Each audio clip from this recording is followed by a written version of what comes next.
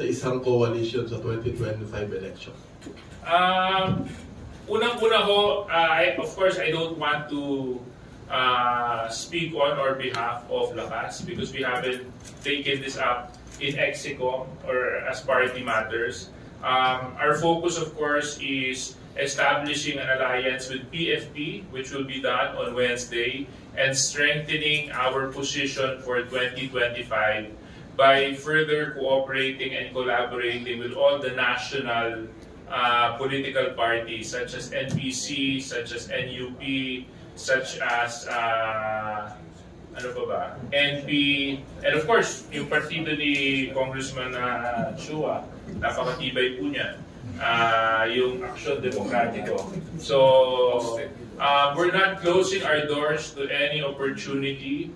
We're not closing our doors for any alliance for as long as we're basing our alliance on shared common ideals.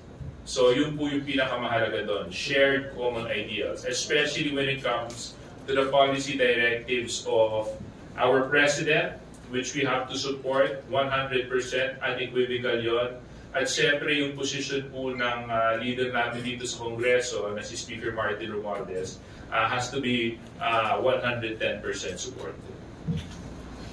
Thank you. Ihabol ko lang siguro kay Kong Paolo na lang. From Kenneth Basilio of Business World, kung in-question niya yung temporary special arrangements at saka yung new model regarding West Philippine Sea, may include ba ito doon sa scheduled hearing on the West Philippine Sea?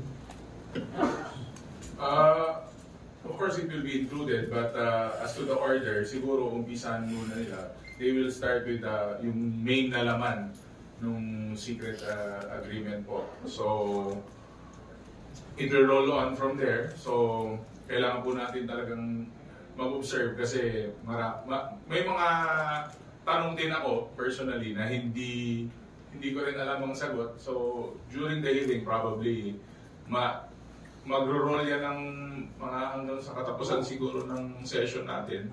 Dadami po na dadami yung information na mag-gather. And of course, may kaakibat po na policy sa legislation na gagawin after that. May dadagdag lang po ko dun sa katanungan. Sinabi po ni Kong Paolo. Actually, yung committee po, as the discussion in the committee progresses, kung may mga topics po na nagpapop up along the way, na germane naman po, well connected with the concern of the committee, I think ma-include po yun sa discussion. Kasi that's how the committee members would really appreciate kung kumbaga parang we will not leave any stone unturned. No? So I think being one of the vice chair ng Committee on National Defense, ako mismo I would personally request my co-members in the committee and the chair that if there are concerns, issues that may arise while we are conducting the committee hearing, I think it is proper also that we would include that as one of the main topics to discuss. Thank you. Last two questions from Mela Lismoras of PTV4 and Robert Butuyan. Mela? Hi, good morning po, Kongs. This weekend, through a statement, sinabi ni Speaker Romualdez na maglulunsad muli ng bagong Pilipinas Service Fair sa 3 more provinces in Mindanao, specifically sa Zamboanga City, Tawi-Tawi, and Davao del Norte. Kayo po, ano pong komento nyo dito, lalo ba't hindi pa rin tumitigil yung ibang politiko na sinasabi na pinapabayaan umano yung Mindanao, and specifically kay Kong Adjong lang, ano rin po yung komento nyo dun sa paulit-ulit na komento ng ilan na pinababayaan ng administrasyon yung Mindanao? Okay, unang-una, to give you a shorter answer, hindi po totoo yun. Dahil alam po natin, ang Presidente, sabi ko nga kanina, nung umpisa po siyang nangampanya noong 2022, ang kanyang pong slogan talaga ay unity. No? Alam po natin ang importance ng Mindanao para sa administrasyon na ito. Nagkaroon na po actually, no? Nagkaroon na po ng bagong Pilipinas fair, no? Diyan sa Bukidnon. In fact, we started in Sultan Kudarat, sa Davao de Oro, sa Bukidnon and sa Agusan. Agusan del Sur ba yun? Del Norte. So, yan po nagpapakita na ang Presidente naniniwala na hindi. In fact, may schedule po on Thursday sa Zamboanga, and the first would be in the Barm in Tawi-Tawi. So nakita po natin yung how the President actualizes the promise that he mentioned during the campaign, and how he will keep that promise up until the end of his term. From the farther northern part of Luzon to the southern tip of the Philippines, nakita po natin na puntahan niya Luzon at pupuntahan niya po ang Tawi-Tawi, that's the farthest island in the Philippines, closer to our neighbor in Borneo. So hindi po totoo sa ako being Mindanaoan, hindi po totoo dahil nakita po natin apart from all these social services, yung kanyang priority in terms of infrastructure. In fact, ang magkakaroon na nga po ng opening or nagkaroon na po ng groundbreaking, yung one of the longest bridges in the country that would be connecting Lanao del Norte, Usame City, to provide and make it easier for the commuters and for transportation of goods, for the inland trading, exchanges of goods between among provinces in Mindanao. Nakita po natin yan during this term, in the first year po ng kanyang term. Yung pagbibigay po ng mga ayuda tuloy-tuloy apart from the infrastructure, yung pagbibigay po ng kanyang suporta sa Mindanao in terms of putting primacy on the peace process. Nakita po natin yung result ng peace process nung umupo siya, sabi po niya, he will make sure that the government will respect the result of the peace process. He maintains that Mindanao as part of its vibrant democracy and selection of leaders. He will make sure that in 2025 we will respect the right of the people to elect their choice of leaders. In 2025, come Barm election, that will be the first election. At saka yung nasabi ko po kanina, yung kanyang pagbibigay primacy sa rehabilitation ng Marawi. Dahil ito po ay medyo nawawala na sa consciousness ng mga tao dahil for the past 6 years, hindi pa po tapos ang rehabilitation. Ginawa po niya is i-amend po niya ang administrative order to make sure that na-streamline yung lahat ng mga assistant galing from the national government. Ano yung mga gaps na hindi naibibigay sa Marawi?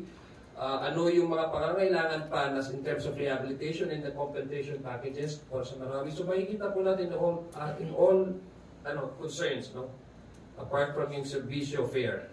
Nakita din po natin yung mga underlying gaps na hindi pa po nasusolve in terms of peace process, which basically benefit not only Mindanao but the whole of the country, ay binibigyan po niya ng pansin. So I don't think it's fair to say that the President is actually neglecting Mindanao. In fact, that's part of his priority. At nakita naman po natin, ang kanyang Vice Presidente, taga Mindanao.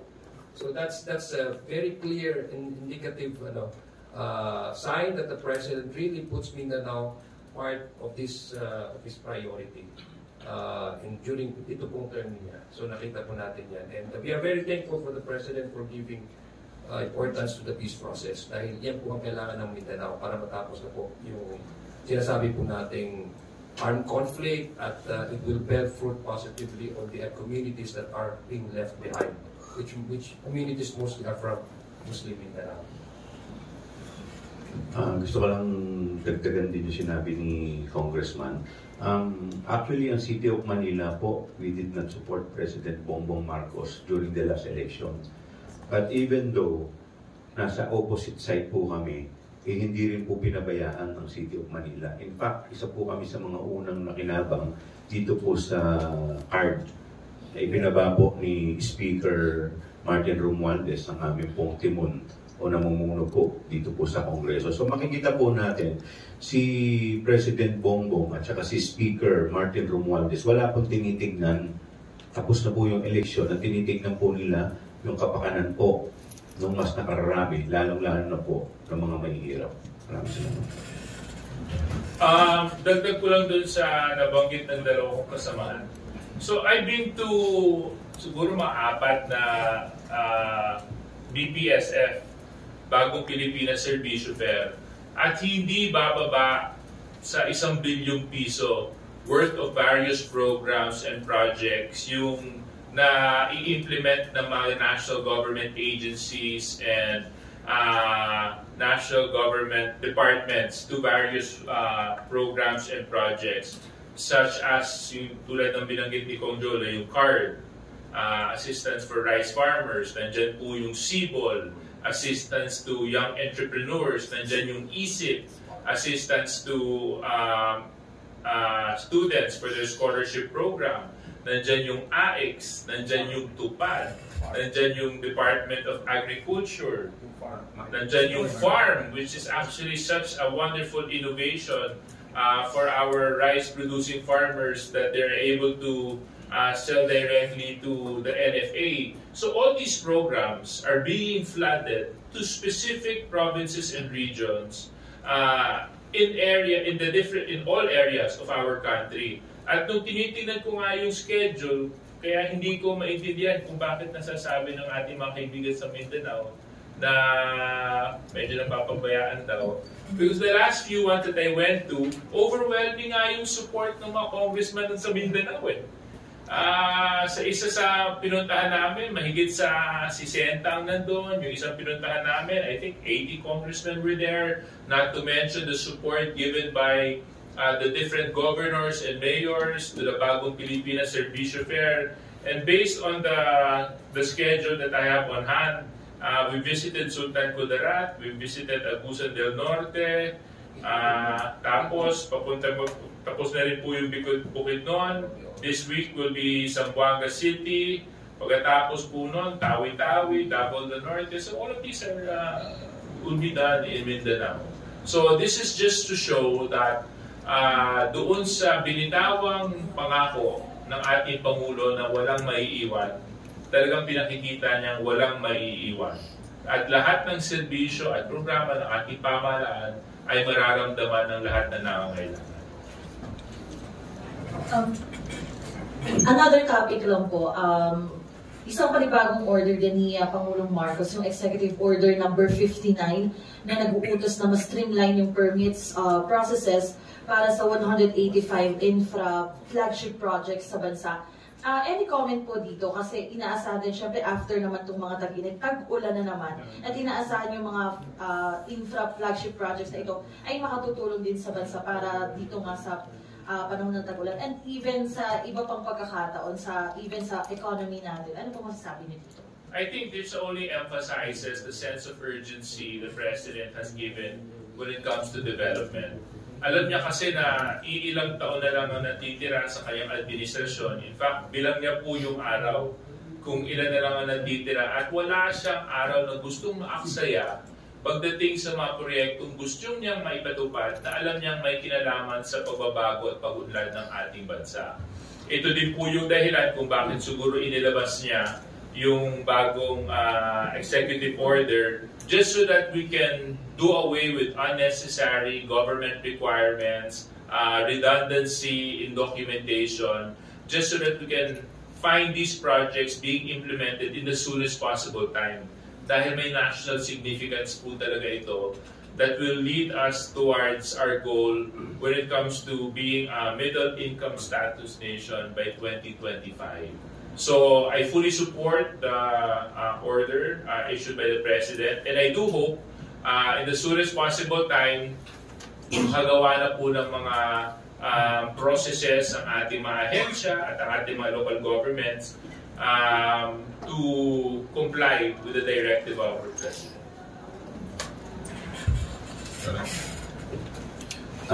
Ito pong executive order na binaba natin ng ating Pangulo ay akma lamang sa Artalo o yung tinatawag po natin na anti-red tape law, kung saan po binabawasan po ang mga proseso na dadaanan nang sa ganun ay maging episyente po ang pagbaba po ng serbisyo at maiwasan din po ang korupsyon.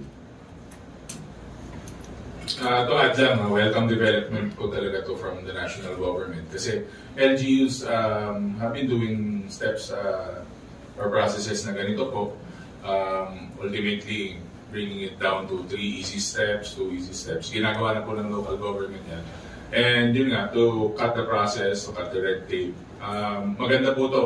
Sana hindi lang po for the infrastructure projects, but ma-expand po to sa different processes ng government para mas makatulong sa ating citizens. Especially yung mga simpleng pag-apply lang po ng mga iba't ibang requirements na kailangan for our kababayans. So, very happy po kami with the development. Idadagdag ko lang po, no? Kasi kami po yung sa community, galing po ako sa community na nangangailangan din po talaga ng mga major infra projects. No? Ako nagpapasalamat po kami dahil minsan po ang in many cases po, no, minsan may mga delays sa implementation ng mga projects which basically nagkakaroon ng effect doon sa community, no? Lalo na ngayon, pataas yung mga presyo, inflation, di ba? Minsan yung mga contractors nagkakaroon sila ng problema kasi tumataas din yung mga materials na gagamitin. So pag nadidelay yan ng nadidelay, nagkakaroon din yan ng effect doon sa project mismo.